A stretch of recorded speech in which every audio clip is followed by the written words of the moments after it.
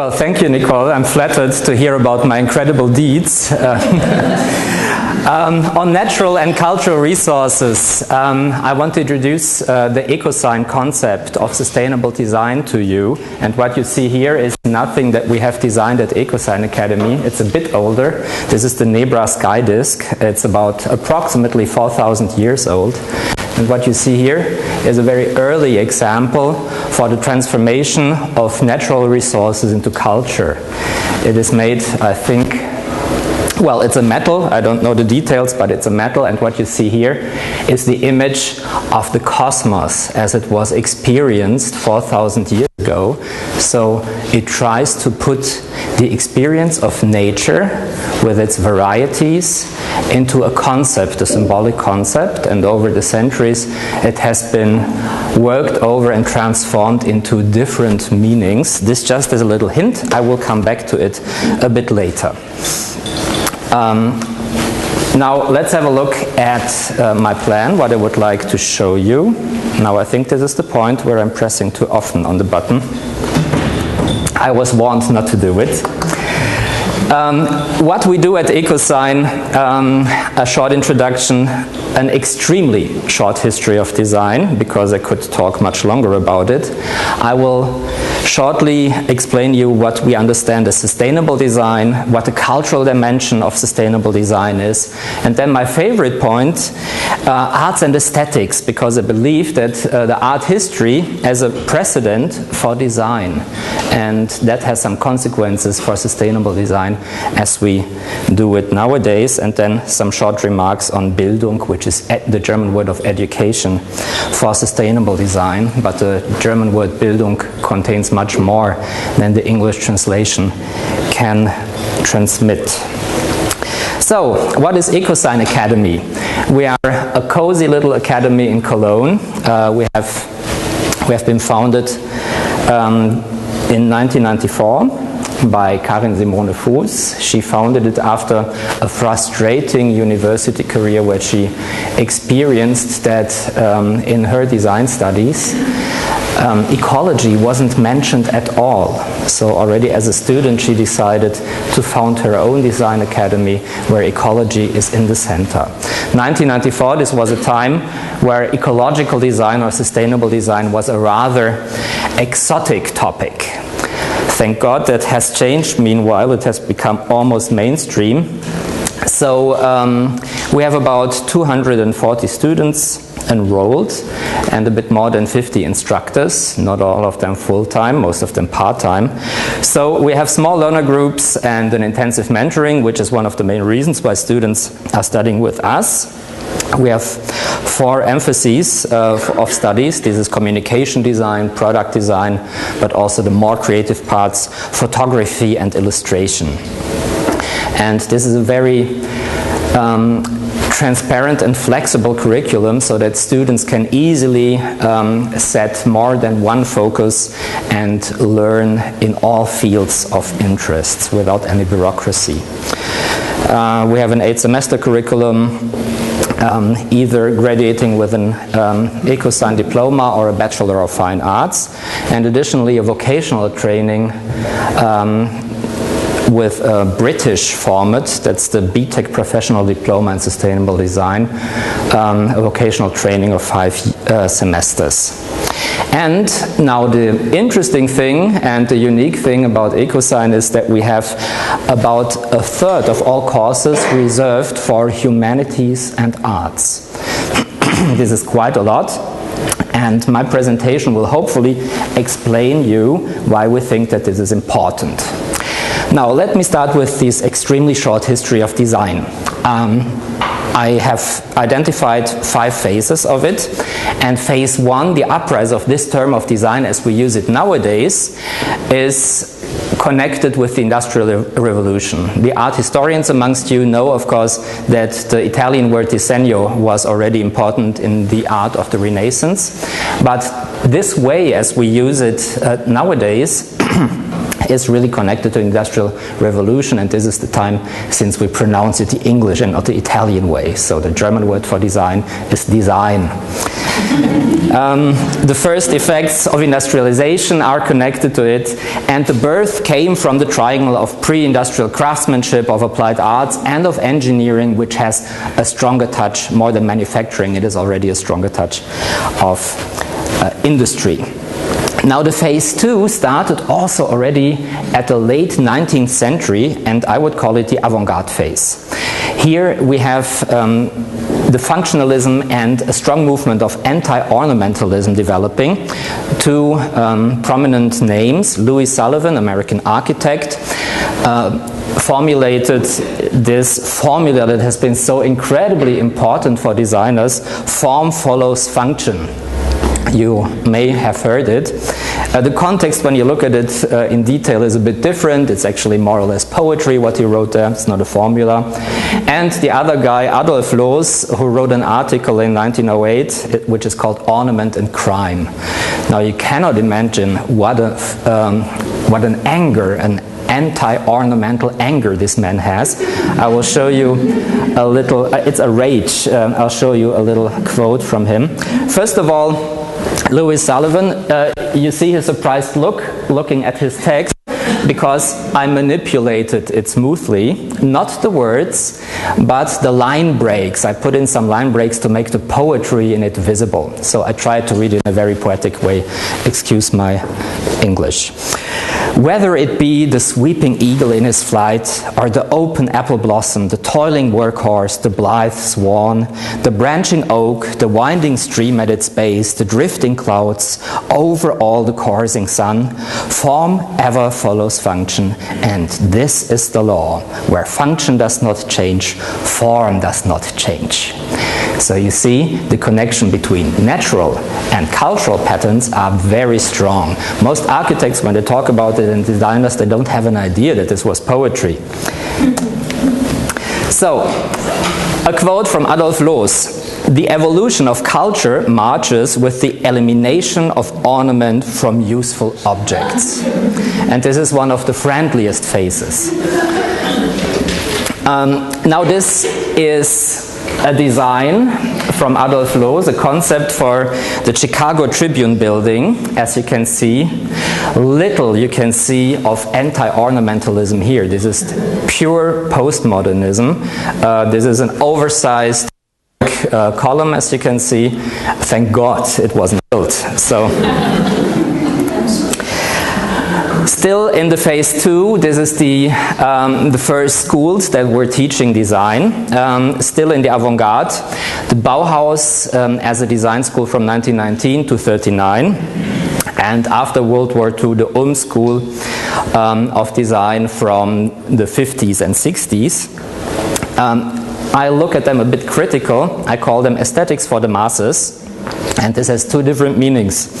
It is designed for the social masses, connected, especially at Bauhaus, connected to some very weird utopian visions of the new man that are, in my view, very dangerous, have been very dangerous. And it is also designed for mass production, for industrial mass production. And that takes, of course, new aesthetics. Everything needs to be cheap, stackable, and mass production. So the realization of these utopias you find at IKEA would be my theory, but not everybody agrees with that. Phase 3, I would call it consumerism. Consumerism belongs to the Cold War period. It really started in the United States. And you can find a type of designers that saw themselves only as compliant auxiliaries of marketing departments in order to convince people to buy things that they don't need for money that they don't have.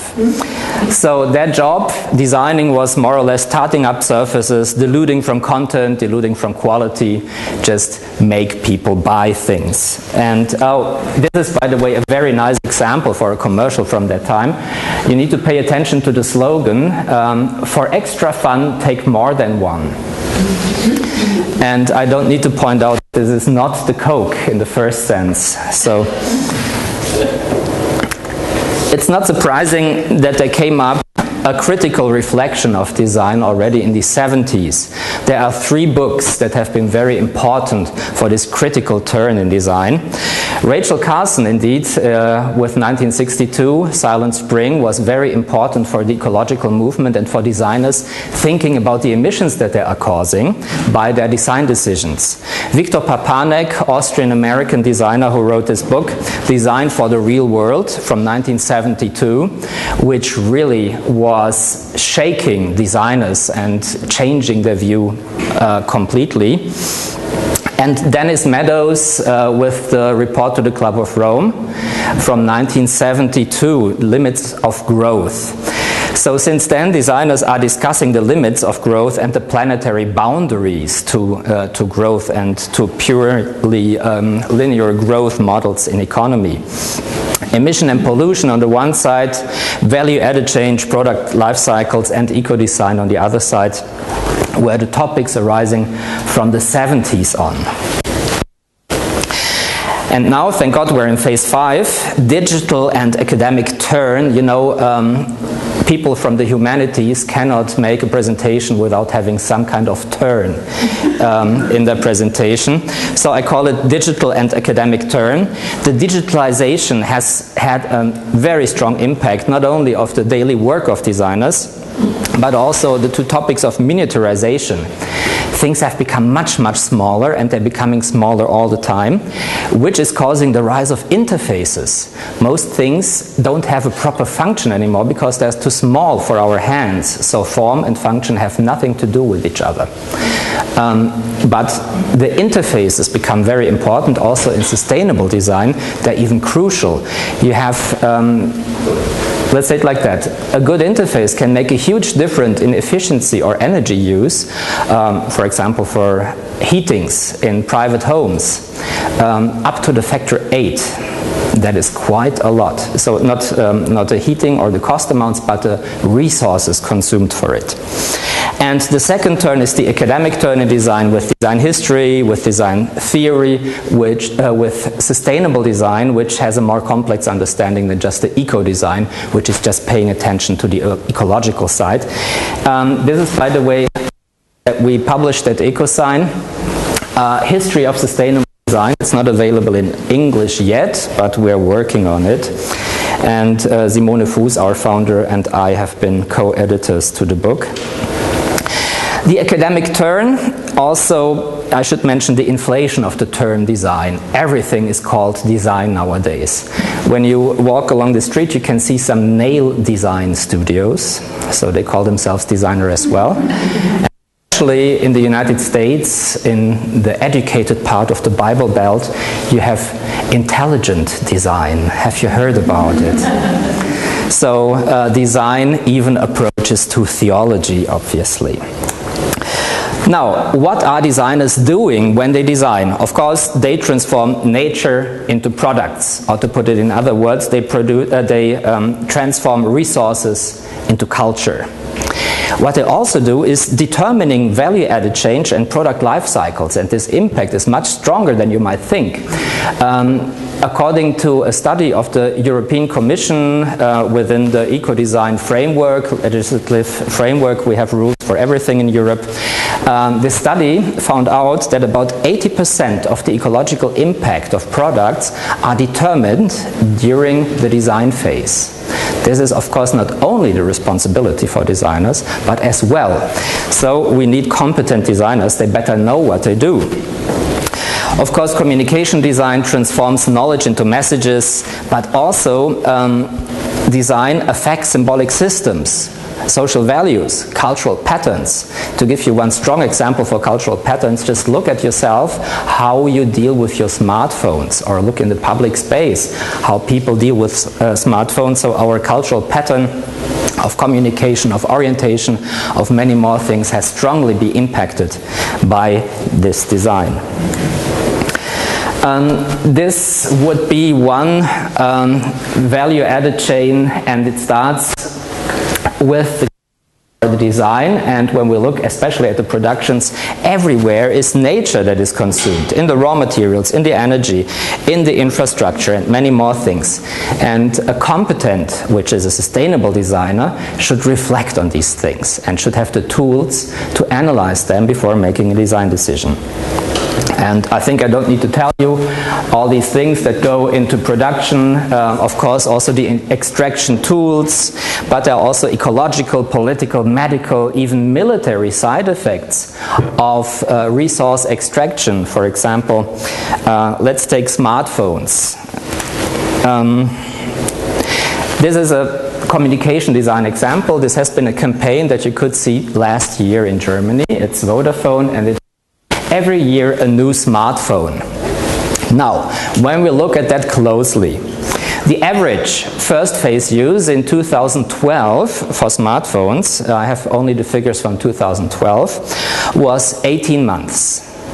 Now, when we look at the ecological backpack of one smartphone, and this is the average weight from 2012, this has changed. Let's look at my notes. For example, the iPhone 5, the weight is 112 grams. 6S 143 and 6S Plus 192 grams. And according to that, of course, the ecological backpack is growing. What is in the ecological backpack? All the nature, all the resources that has been moved, that has been changed. This is mainly rubble and wastewaters, highly toxic wastewaters, minus the weight of the object that you're calculating. So when you take this 140 grams, for example, there are almost 30 kilos of resources for the production and about 6 kilos for the transports. Now let's think what happens when you apply higher mipsology. MIPS means material input per service unit. And when we define a month as of use as a service unit, we have 18 months. That would be almost 2 kilos per month. And when we reduce the use phase to 12 months, it would be almost 3 kilos. That is a huge difference. That makes about 2 million tons of natural resources. That is, in Germany we have the average of per capita and year of 40 tons of resources that we use, every person, every year. That is, when you look at these 2 million tons, there would be 2 billion tons, I'm sorry, that would be about 50,000 people more using. That's quite something from this stupid campaign. And this is only one aspect of them. So sustainable designers would never support such a campaign. What do we have in these smartphones? There are some really precious things inside, and especially those with very, very low percentages are very problematic because it's extremely difficult to get them out there again in recycling processes. I just read an article that there are some attempts now for gallium to filter it out again, but tantalum or coltan, for example, is almost impossible. So that is just wasted. And this is where you get the tantalum, for example, from. This is a tantalum mining in the Democratic Republic of Congo, financing a civil war for now 20 years. Or a copper mining in Papua New Guinea with a very high density of different original cultures that are just intoxicated from the wastewaters from this copper mining that we need in our phones. And just that you have an imagination of the size of it, that's a truck. A huge truck. So, what can sustainable design do in order to protect these precious resources? First of all, they need, sustainable designers need to incorporate value-added chains into their design decisions. They need to know what they do. Some examples in design, they need to prolong the use phase of products. We just saw this material input per service units. These are criteria of longevity, of repairability, of modularity, so that you can use the things longer and make much more use of these precious resources. You could also incorporate the reuse and recycling in design processes so that you don't have only a product system but a product service system that recycles them also in business models. Transforming products into services, of course, interfaces that help saving resources I mentioned already, and of course you can also foster the change of customer habits by having more attractive social practices.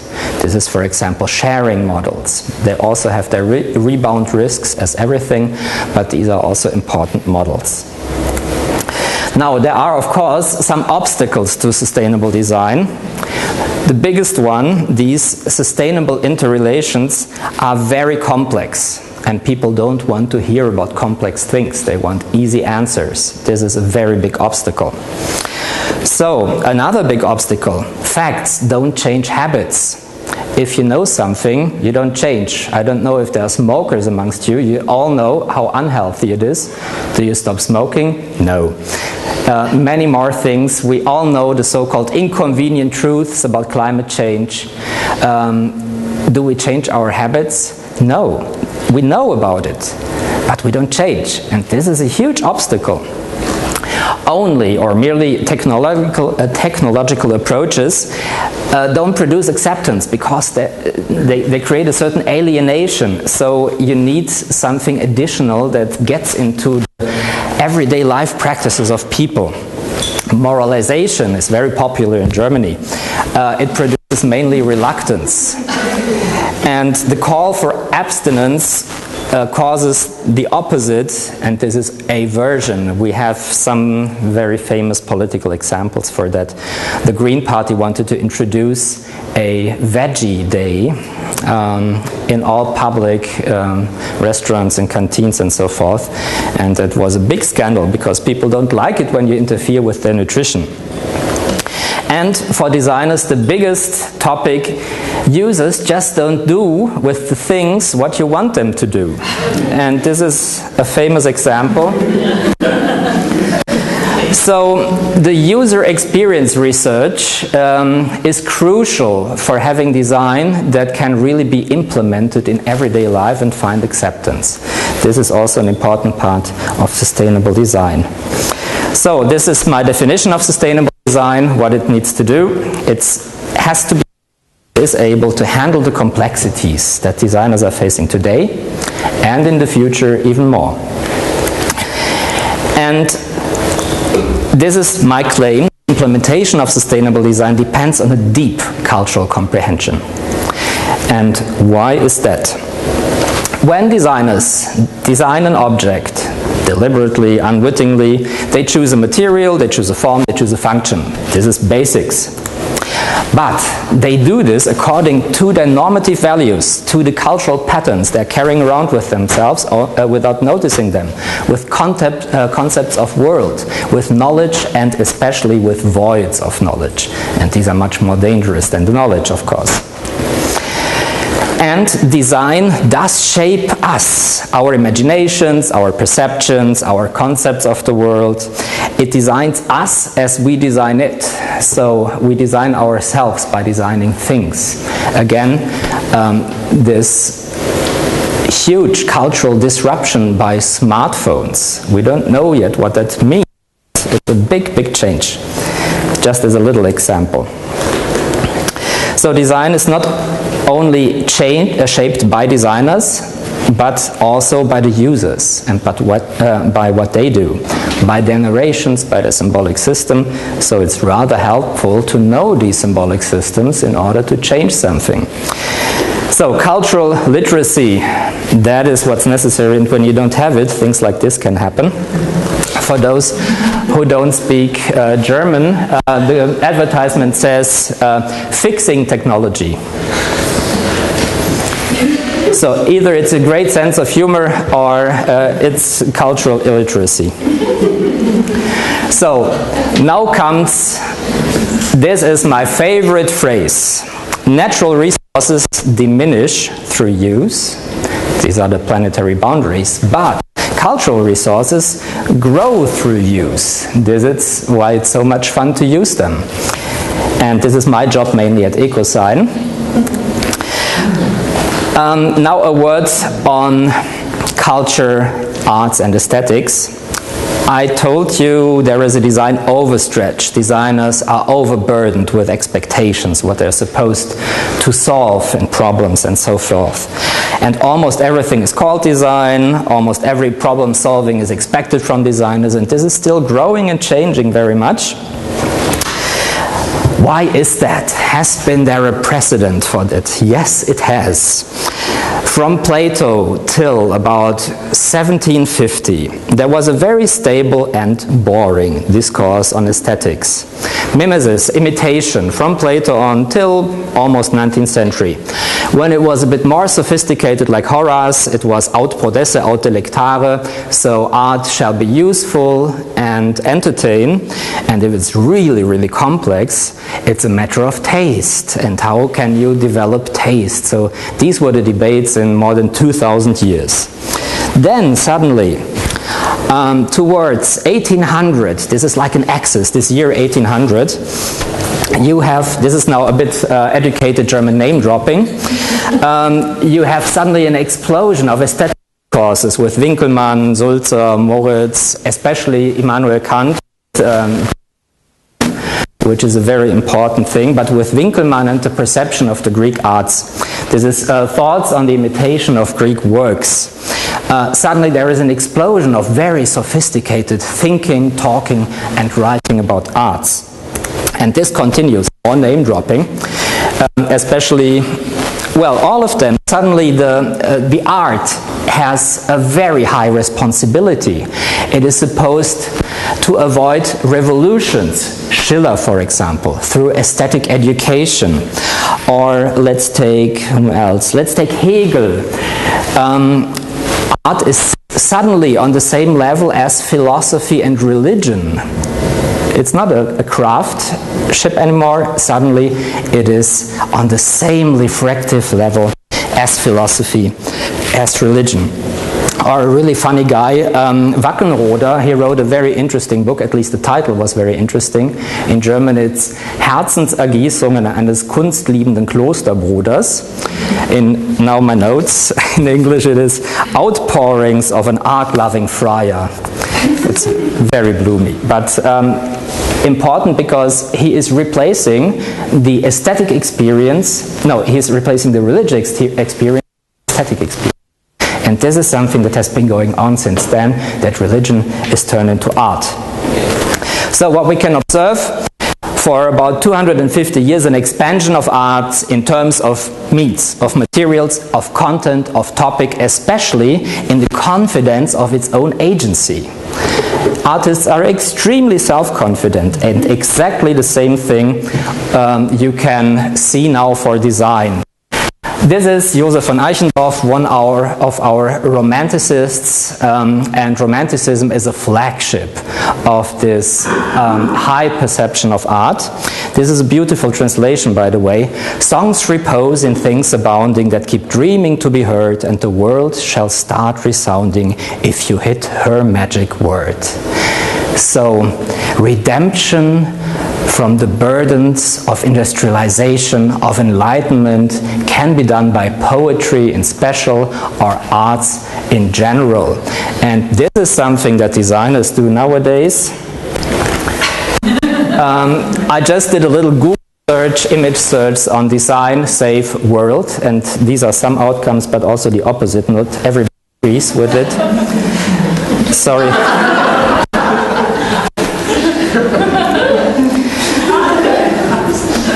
So, Bildung, education for sustainable design. What does sustainable design need? It needs the ability to navigate in these complex, in these wicked contexts or problems, and in this very complicated interdependency. So some young sustainable designers are sometimes very frustrated when they see, oh my God, I can't use this material because this will happen somewhere in the world. But the other one, what can I do? Shall I stop designing things at all? Well, there is no perfect decision. Even if you decide to lie down and die, it will cost resources because somebody needs to pick you up with a car and so forth. So there is no zero solution, but there are always better and worse solutions, and sustainable designers need to find the best solutions, the best practices that are available. So that takes a comprehensive and especially reliable research. Many things are called sustainable design that have nothing to do with sustainability. On the contrary, they feel like it, but the feeling isn't enough. The cultural and symbolic literacy, I think I made it clear why this is so important, because this is the last, in German we say, the last meter connecting the network and the end user. And this connection can only be cultural way. You can have big industrial technical solutions, but somewhere you need the interface that people like to use. Narration ability. To convince people, you cannot give them a moral lecture. You need to somehow tell them a story. Stories are credible. Even if you know that they're a fiction, they still create credibility. This is also important to understand the own traditions and reflecting them. When we look at social context, at the refugee question, understanding our own traditions would make it much easier to tolerate other traditions. A conservative critic of the conservative critics of immigration said, before you want to save the Christian Occident, why don't you get baptized first? That was an interesting point. Developing a valid faculty of judgment, this is something that you can learn also in philosophy, and you can imagine when a young designer goes to a prospective employer and just can handle some computer software. The next update will make him illiterate. But when he has a certain faculty of judgment, he can do much more than bounce some pixels on the screen back and forth. And this is what we want to give to young people. And of course, the space and time for developing their own creative personality. And this personal thing is also crucial. And this is one example how we do it. I apologize for a third poem. This is by Goethe. And this makes the connection to my first slide with the Nebra sky disk, which had already this cosmic image. This is a short poem by Goethe, our favorite saint, cultural saint in German. Above all summits is calm. In all the treetops you feel scarcely a breath. The birds in the forest are silent. Just wait, soon you will rest as well. The translation is not very elegant, but I think you get the point. What you have here is a cosmic image of the inorganic nature, the summits, the organic nature, the plants, you have the animals with the birds, and then you have the human being that is addressed as you. And here we have a huge harmony of nature. It is one closed cosmos. This is actually very close to the original slide that I was showing you with the Nebra sky disk. Another point of reflection, this is a painting by Caspar David Friedrich, Romanticist painter. This is called the Ice Sea Expedition, and you can tell that it obviously didn't work. So this is the early 19th century, and this is a meditation on human effort to manipulate nature and nature's reaction. This is ice, but we still can learn a lot from it. And before I show you one or two examples of works, I think it would be time for your questions first. So thank you very much for your attention.